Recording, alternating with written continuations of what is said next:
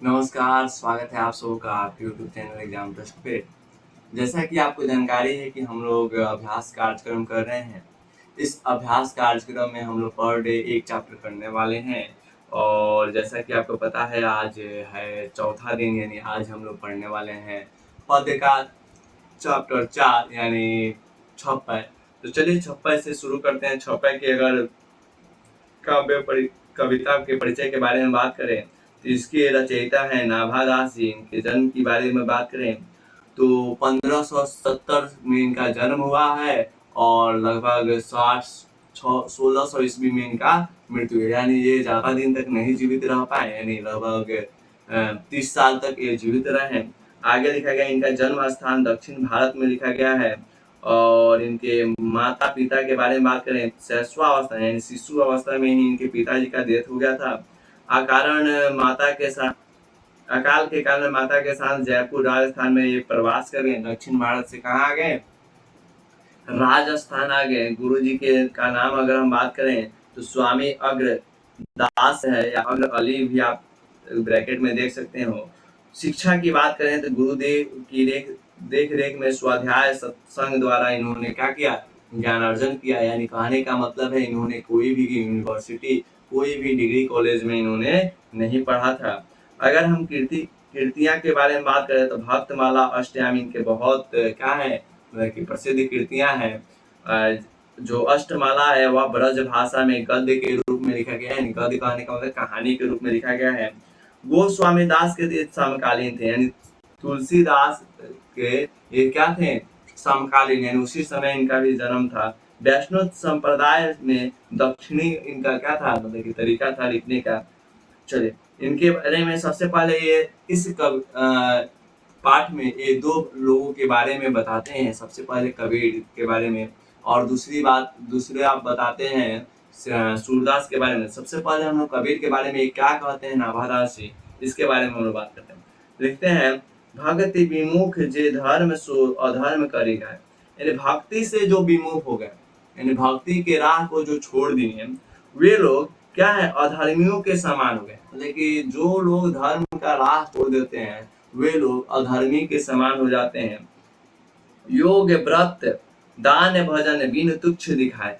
वह ये जो धर्म है, भक्ति है, इस भक्ति को छोड़ दिए जाए तो भक्ति अंदर ना हो, आप कितना भी योग करते हैं, व्रत करते हैं, यज्ञ करते हैं, दान करते हैं, अगर आपके अंदर भक्ति नहीं है, यानी आपके अंदर श्रद्धा नहीं है, आपके अंदर धर्म नहीं है, तो आप ये सब करके भी आपको कोई प्रॉफिट नहीं होने वाला। ये सब क्या है? तुच्छ है।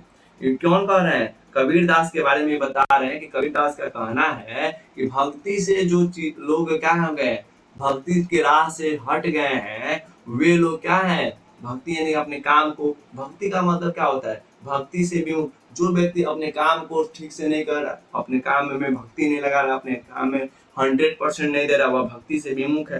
तो उन्हीं लोग के बारे में बोल रहे हैं कि अगर आप अपने काम को अच्छे से नहीं करो, अपने काम को, अपने धर्म को अच्छे से नहीं करो, तो आप क्या हो? अधर्मी के रूप में जाने जाओगे। और अगर इसके अलावा अपने काम को छोड़कर यज्ञ कर रहे हो, दान कर रहे हो, व्रत कर रहे हो, ये सब चीजें कर रहे हो, तो वह आपके लिए वेस्टलेस है, यानी उसका कोई फायदा नहीं है। आगे लिखते हैं कबीर दास के बारे में, हिंदू तुरक परमान रमैनी सबदी साकी। वह कहते हैं हिंदू यानी हिंदू लोग, तुरक यानी तुर्की लोग, सबके जो मतलब लोग हैं, यानी तुर्की लोग, यानी हिंदू और मुसलमान, तुर्की लोग, तुर्की से जो आए थे यानी मुसलमान लोग, उनके बारे में हिंदू और मुस्लिम जो है वह सब क्या है? वो प्रमाण देते हुए सिद्धांत के साथ वो क्या करते हैं? प्रूफ करते हैं कि देखो ये चीज गलत है, ये चीज सही है। पक्षपात नाही वचन सबके ही के हित भाषी, हित की भाषी, यानी ये पक्षपात नहीं करते कि यह हिंदू है या मुस्लिम है, इसको कम बोलना चाहिए, इसको इससे ज्यादा मतलब क्या इसकी ज्यादा आलोचना करनी चाहिए, ऐसा कुछ नहीं है उनके अंदर। वह सभी धर्मों के लोगों को सही बात बताते हैं, प्रमाण सहित बात बताते हैं कि हाँ देखो यह चीज गलत है तो गलत है, यह चीज सही है तो सही है। ठीक है, चलो आगे लिखते हैं, कबीरदास के बारे में ही लिखते हैं, आरूढ़ दशा हव जगत पे मुख देखी नाही कबीर कानी राखी नाही वर्ण श्रम पसट दर्शनी।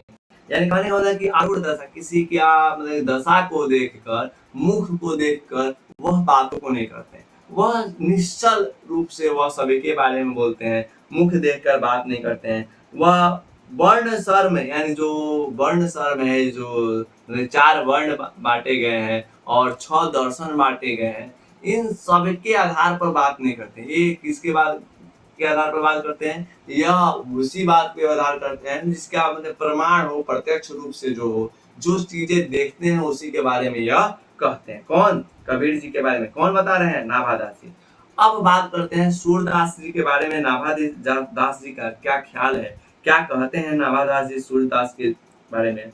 उक्ति चौज चौज अनुप्रास वर्ण अति अस्थिति अति भारी। मतलब कि इनके जो सूरदास जी का जो उक्ति है, चौज है, अनुप्रास है, ये सब चीजें हैं, इसमें जो मतलब कि लिखावट है इनकी बड़े झकास है। सूरदास जी का आप कभी भी कविता पढ़िएगा, जैसे कि आप मया मैंने माखन खाए सुने होंगे, या आपने पिछले क्लास में भी देखिए 2 चैप्टर में आपने पढ़ा है सूरदास के पद के बारे में कि कैसे माता क्या बोलते हैं नंदरानी क्या करती हैं, यशोदा वह अपने बालक को जगाने के लिए क्या क्या प्रयत्न करती हैं, कैसे उन्होंने वर्णन किया है, किसके?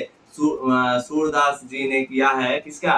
कृष्ण जी और उनके पिता नंद जी के बीच में जो क्या बोलते हैं क्रियाएं होती है, यानी बैठकर भोजन करते हैं, उस चीज को कितना अच्छा से इन्होंने दर्शन किया है। उन्होंने कहा कि उक्ति चौच अनुप्रास वर्ण अस्थिति अति भारी। मतलब कि इनकी जो कविता होती है उसमें बहुत ज्यादा मतलब कि ये जो ग्रामेटिकल चीजें हैं उसका यूज किया जाता है, बहुत मजेदार होता है। अनुप्रास, चौच, ये सब चीज का इस्तेमाल होता है। वचन प्रीति निर्वाही अर्थ अद्भुत तुकदारी। यानी इनकी जो वचन है प्रीति के साथ प्रेम वाला है, यानी ये प्रेम को दर्शाने वाले बात करते हैं, ये कभी भी झगड़ा वाला बात नहीं करते हैं। और इनके जो भी चीजें हैं सभी के अंदर जो भी लिखावट है, इनकी हर चीज का अर्थ होता है, एक स्पेसिफिक मीनिंग होता है, और वह मीनिंग बहुत अच्छा क्या करते हैं इंपॉर्टेंस धरता है। और अद्भुत तुकधारी, और इनका जो बात है वह तुक में होता है। जैसे कि आप देखे होंगे आप 2 चैप्टर पढ़िएगा तो उसमें एक तुक का नहीं कि कौनो भी, जैसे कि यहीं पे देखिए ये जो पहला लाइन है, पहले लाइन में ई आया है ना जी, और दूसरे लाइन में भी ई आया है। ये क्या है? जैसे आप पढ़िएगा उक्ति चौज अनुप्रास वर्ण अस्थिति अति भारी वचन प्रीति निर्वही वेही अर्थ बे अद्भुत तुकधारी। यहाँ पे ई दोनों में है। जब इसको आप बोलिएगा, जब इसको गायन कीजिएगा तो लगेगा कि बिल्कुल गीत की तरह है। और इसी को जब लास्ट में जो वर्ड आता है, जो क्या बोलते हैं, जो वर्ण आता है, ई आ रहा है या आ रहा है, ये क्या करता है मतलब कि तुक बना देता है, यानी गीत के रूप में कविता को ला देता है। और ये चीजें किसके में पाई जाती है जी? सूरदास जी के कविताओं में, रचनाओं में आपको देखने को मिल सकता है।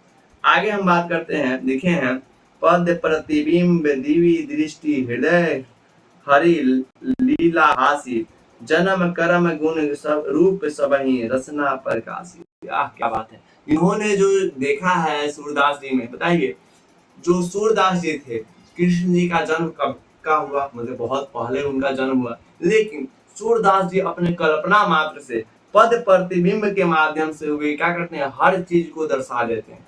कितना सुंदर दर्शा रहे हैं कि देखिए जो नंदरानी है वह जाकर अपने बेटे को जगा रही है, वह बोलती है हे ब्रजराज आप जागो, देखो कुमुद कुसुम सब फूल गए हैं, सभी लोग जाग गए हैं, क्या बोलते हैं गैया रंभा रही है। ये सब चीजों का एग्जाम्पल कितना बढ़िया से दिए हैं, कितना बढ़िया से जोड़े हैं। तो वो चीजें सूरदास जी के पास है, यानी प्रतिबिंब, यानी चित्रित करना बहुत अच्छा से आता है उनको।